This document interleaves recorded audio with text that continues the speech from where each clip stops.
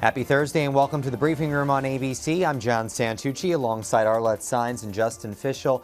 That was a very incredible moment we just saw in the briefing room. General John Kelly, the president's chief of staff, stepping in front of the podium. The second time we've seen him there, but a very different mission for the general this time. Of course, it's been a very long week over at 1600 with the president having to really deal with a situation that he basically got himself into here with talking about himself and former presidents calling the families of those who serve in our armed forces abroad.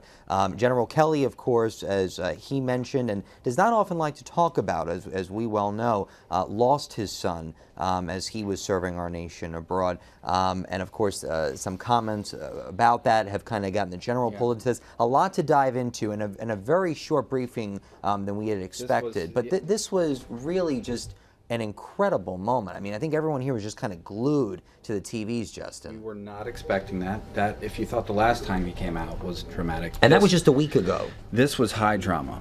Yes, his son died in Afghanistan in 2010, and he wanted to come out and specifically address this issue of President Trump comparing himself to other presidents by saying, look, I do the hard phone call. Well, Kelly's message was that, one, he recommended Trump not make those phone calls because it's so incredibly difficult, but that he talked to him about how to do it, and he thought Trump did it well. That was his message. His message was also that he was stunned about how it was interpreted by this Miami Congressman Wilson, who heard the phone call. She said it was insensitive. So Kelly went out there and gave his explanation of what the president was trying to do. And Kelly's message was incredibly powerful and emotional.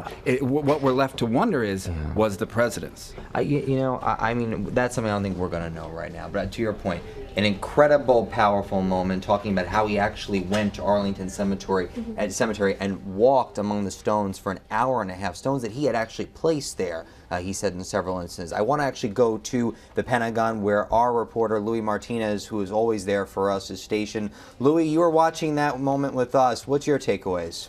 You're right. That was an overwhelming moment there from John Kelly in the White House briefing room, going into intimate detail about what happens with the remains of our fallen from conflict zones. Just amazing. He has, of course, that firsthand experience, not only as a commander, but as a parent, because he has seen that happen with the loss of his son, John, in Afghanistan in 2010.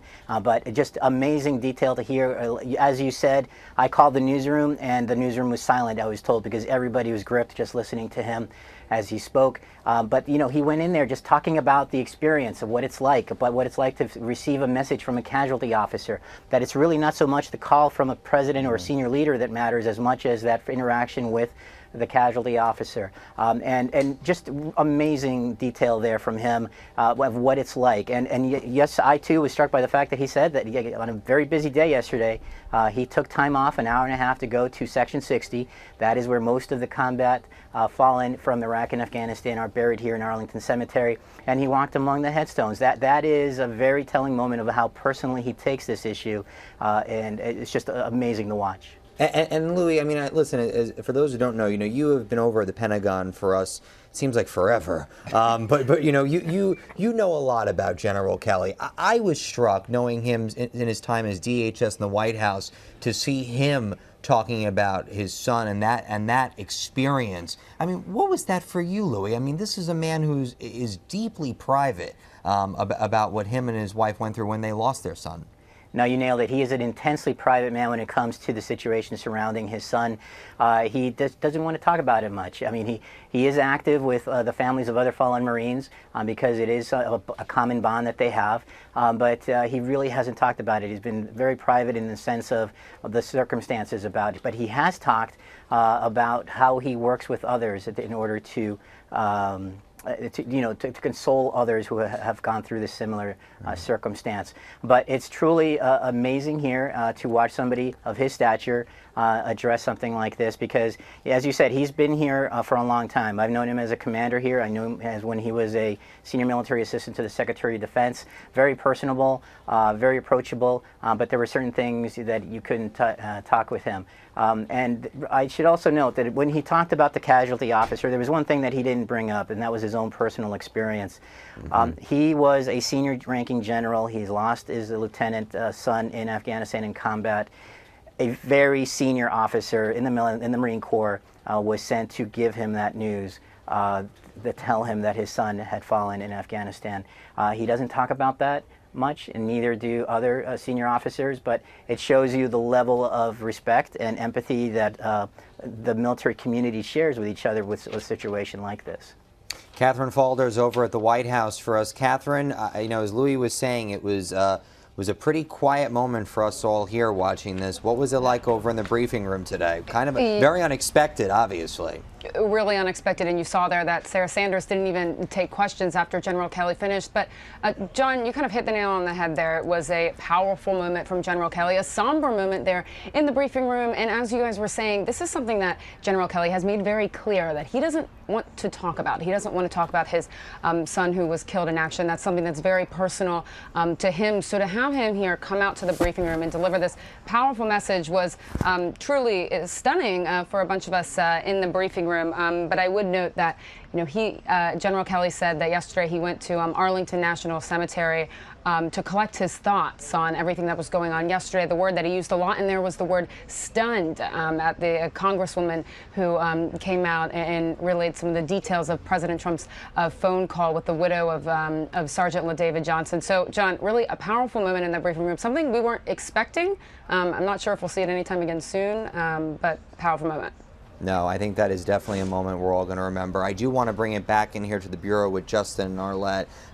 There are now questions mounting about what actually happened here, that this sergeant lost his life. One of four in total that were killed here. We don't really know a lot yet. Senator McCain was actually saying that it's possible he may have to subpoena for information to try to figure out what happened to these four men. I know Justin's really been diving into this, and the Defense Department has said that they're launching an investigation on this. There's lawmakers up on Capitol Hill who have a lot of questions about how this ambush went down and what was involved in that, and those are questions that are going to continue likely until the Pentagon does come out and the White House does come out and explain some of the circumstances. Right. And just for context here, the last family member he called was Sergeant LaDavid Johnson, who died in Niger. He was the last American soldier to be picked up 2 days after that firefight.